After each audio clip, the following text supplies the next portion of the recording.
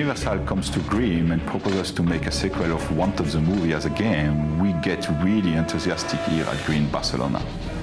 We bring up a really talented team at 1/6. We wanted the team to work as close as possible with the movie production to be sure that we get the feeling of Timur's creative visions.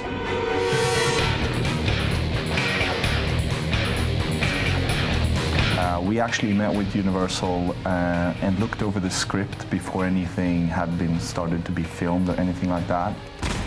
When we started shooting in Prague, we were actually on set watching the actors go at it, and that gave us a true inspiration to make this game action-filled and full of backstory as well. When we first approached Grin, we saw some of the next-gen games they're working on right now, and we were pretty much blown away by them, so it was kind of like a perfect fit. Universal, Grin, Wanted. Some of the benefits with making a game based off the movie is that the world is pretty much built for you. So you have a storyline, you have the characters, you have assets, and you're working with all these professional people, so it's like a big playground for the developer. Really, in terms of doing a film to a game, this was a no-brainer. I mean, if you look at the big action sequences that happen and the way that we could sort of translate those directly to a game, it made it an experience that every gamer would want to have. Timur has created such an amazing world, and one of the things that we really wanted to do was get the player into that world so that they could experience it just like the viewer sees it in the film, but actually be able to play and manipulate things.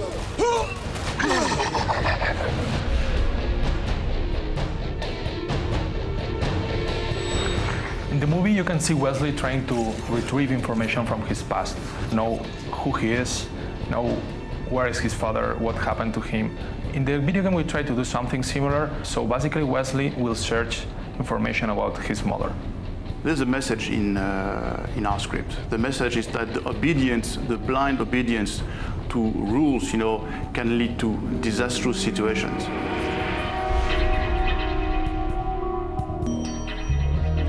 You have two main characters. You play with Cross, you play with Wesley.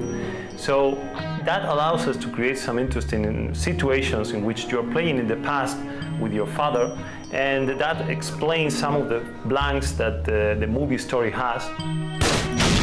And also create some compelling situations, gameplay situations, in which you, for instance, there's one level in which you're defending Wesley Baby when he's just a child, playing as Cross, which is a very emotional situation. You're defending yourself in the past.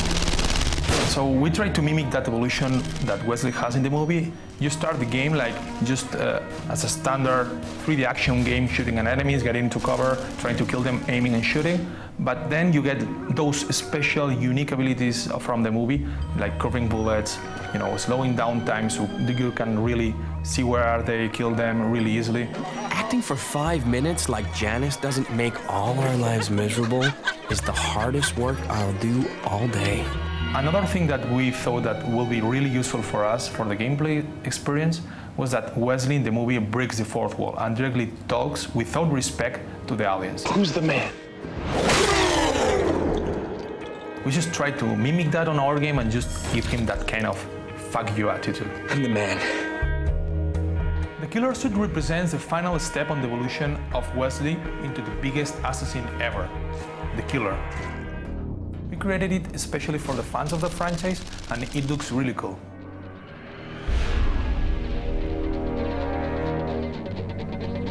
So we really wanted to offer to the players a collection, a band of really colorful enemies you are going to love to hate. Most of them are based on shooting and taking cover and shoot from a distance, but some others break that rule and makes you play in a different way. Fast assassins are melee combatants that approach to you and stab you.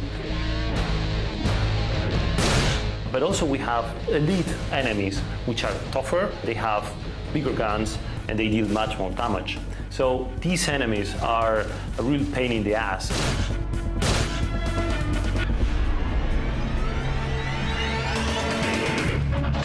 For this project, we've had quite a few motion capture shoots.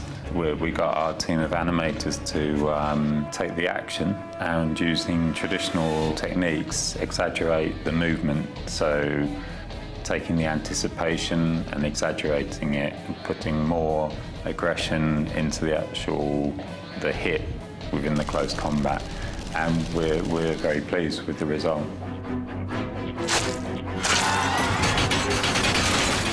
There's a shot in the film where the train carriage is falling down and the character, Wesley, is climbing up the carriage.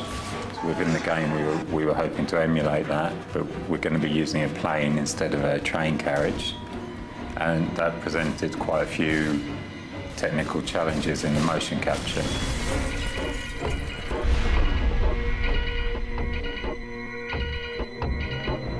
One of the big locations in the movie is the Chicago fraternity. So we obviously were very interested in trying to put some of those locations into the game.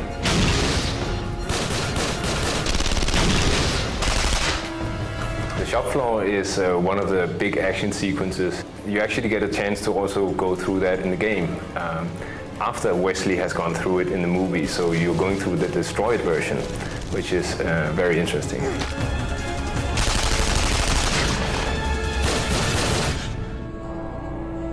The library really stuck out to us as a very interesting location, so viewers of the movie and players of the game could make the connection between the two. So we have really tried hard to go in and get all the detail from the movie to model it down to the exact detail. The Loom of Fate room in the movie is actually a forbidden place. Nobody except the leader of the fraternity is allowed to go in there. But in the game, the player's allowed. So you actually get to go really close to the Loom of Fate and see the room with your own eyes.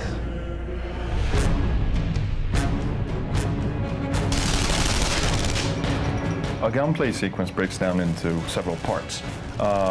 The first thing you have to do is assess the situation and try to figure out what position you have. Like the amount of enemies, what weapons they have, what cover they have, is there any way around them or, above them. The second part is to, of course, get into the actual combat. Features you can use there is, of course, the blind fire feature, which enables you to control your enemies a bit. Key to this game is to move around and try to get good angles. You shouldn't be exposing yourself to too many enemies at the same time, because that's going to be very, very, very dangerous. So it's more like a chess game, or there's some tactics in there. You don't just move up to cover and sit and shoot. You have to actually, work with your environment, work with your enemy, work with the weapons you have, and also work with your own skill set. One of the unique things that you can see in the movie is the ability of Wesley to perform curved bullets. So he can shoot any enemy around, even if he's hiding behind an object or a wall. Opens up the game a lot. We tried to do this to increase the depth, basically, of the game, and not only have a cover mechanic and then some shooting. This is really fun. You see an enemy hiding behind a cover, trying to avoid your bullets, and then you just, bam, curve a bullet and game over for him. Bullet explosions allow players to curve 2 bullets at a time. So when they collide, they just create a shower of splinters and kill some enemies around. Timur, the director from the movie, was really excited when he saw this for the first time. When you kill enemies in the game, you get adrenaline.